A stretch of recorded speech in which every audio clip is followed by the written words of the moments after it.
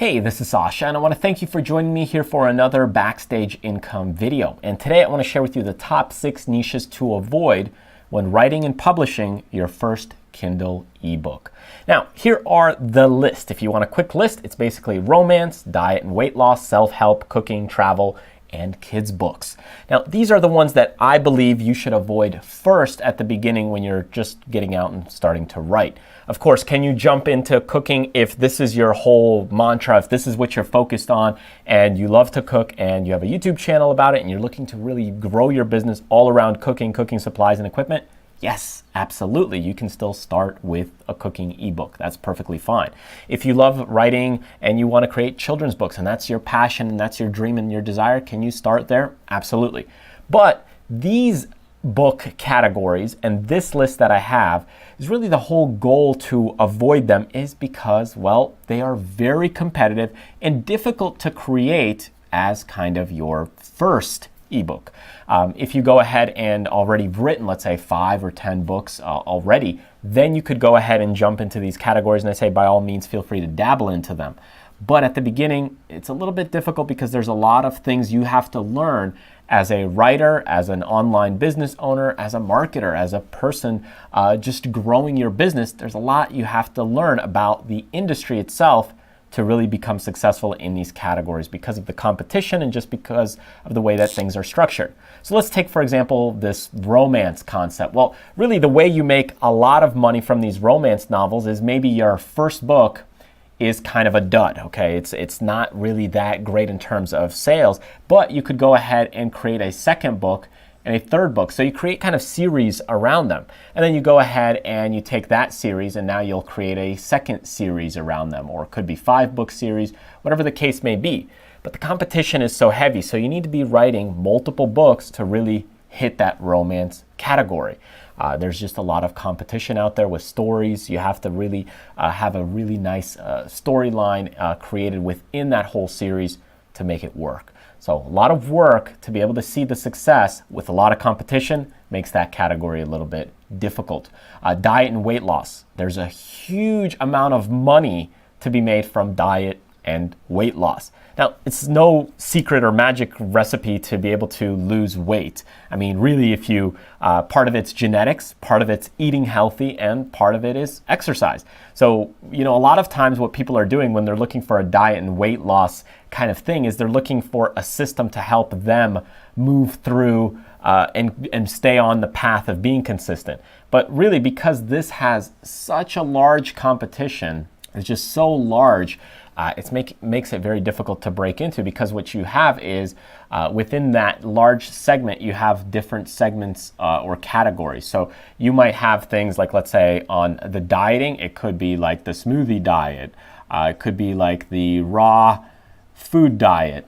You might get into now, let's say exercising, but here you get into, let's say yoga, and then you get into machine or equipment or weight training, and then you get into running for weight loss.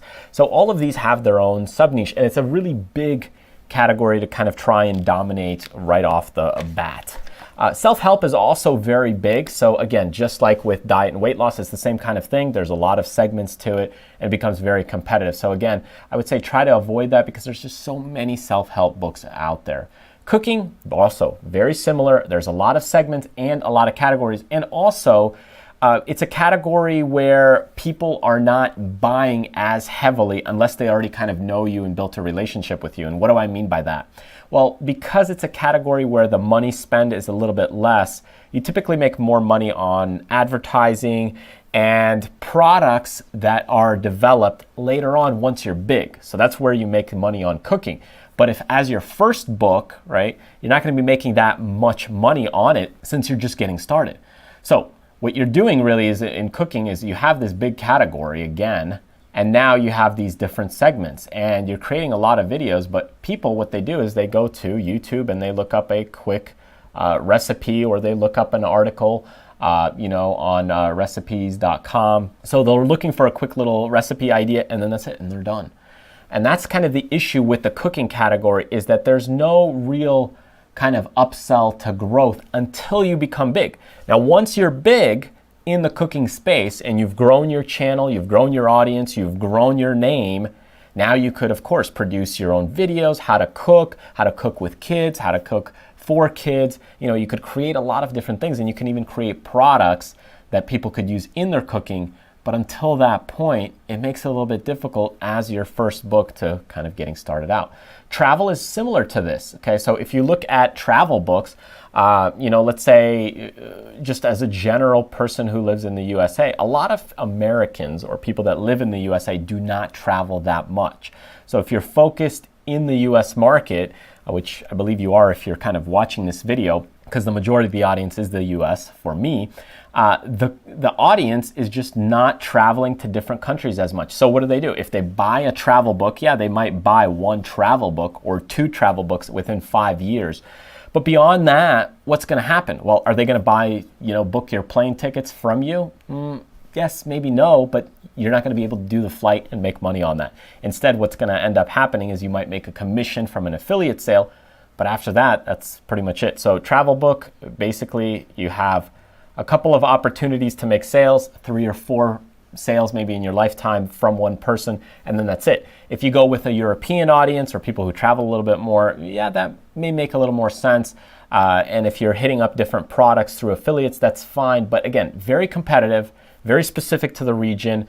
And again, you sell the book and then what's coming next? You have to think about what's the next product that same person is going to buy. Okay, so again, very difficult to start out with. Can you do it? Absolutely. But to start out with makes it a little bit tough. And kids books. With kids books also, they have different age ranges. So you might have a kids books that's, a cardboard kind of book where tiny toddlers are flipping through it so they don't rip the pages. And then you have, kids books from an age group of, let's say, 4 to 6. You have 6 to 8, 8 to 10. So there's so many different reading levels in the kids' ages. It becomes a little more difficult to write a kid's book. Now, to do the writing part is not that difficult because you don't have to, create this elaborate story like you do with the romance novels, and you don't have to get in as much detail because the kids may not notice it. You're really here trying to sell and cater towards the parents, so you're selling to someone who's not really going to digest the book. And that makes it a little bit difficult. So you have to sell the parents. Then you have to go into your subcategory, which age bracket you want to dominate. The printing is a little more difficult because if you're self-publishing, you can't just do Amazon CreateSpace at the moment because what's going to happen is, well, you can't create a thick cardboard-based book for a kid through Amazon. Eventually that may change, but you have to actually go and produce and manufacture that kind of on your own. And then the other problem is the illustrations. With kids' books, you need a lot of pictures, a lot of illustrations, and that becomes much more difficult than, let's say, a cooking book. With cooking, yes, you do need pictures and photos. That does help. Even a travel book, pictures do help, but you could go and just take those pictures. With kids' books, there's a lot more drawing involved or illustrations involved, and a lot of times you can't do that on your own unless you are a personal illustrator. So this is why that industry is also a little more difficult because you're marketing to, the kids segment and you're really catering towards the parents. So these are my top 6 that I would try to avoid as your first Kindle ebook or your first book. Doesn't mean you can't go in these categories later on, but I would say as you're breaking into these, it's a lot more difficult, and if you can, start with somewhere else. Now, if you definitely want to go into one of these, not a problem at all. You could do it, but the issue that's going to happen is it just may take a little more time for you to pick things up and accelerate your sales. It may take a little more time to build your name out there. It may take a little more time to build your business out there and really figure things out. So that's why I would say, hey, be careful in these 6 niches or areas, and there might be a few others that maybe you're struggling with. But instead, the better approach is to dig deeper into a niche. So get into that segment that we talked about. So here, let's just take diet and weight loss, for example. Instead of going, in a big category, how to lose weight in 30 days, you might go into how to lose weight by drinking smoothies. Then you're creating multiple books from here, from drinking veggie smoothies, from detoxing from liquids. So you start creating kind of book sets around that and going deeper and deeper into the niche. And that really is a lot better than just going for a broad category. All right, so thanks for joining me today. By all means, subscribe to my YouTube channel by clicking the button right below this video, or join me on my newsletter list right over here. And that way you get some other news and announcements as we release new videos, products, courses, ebooks, and other cool tips. All right, thanks again, and I'll see you next time.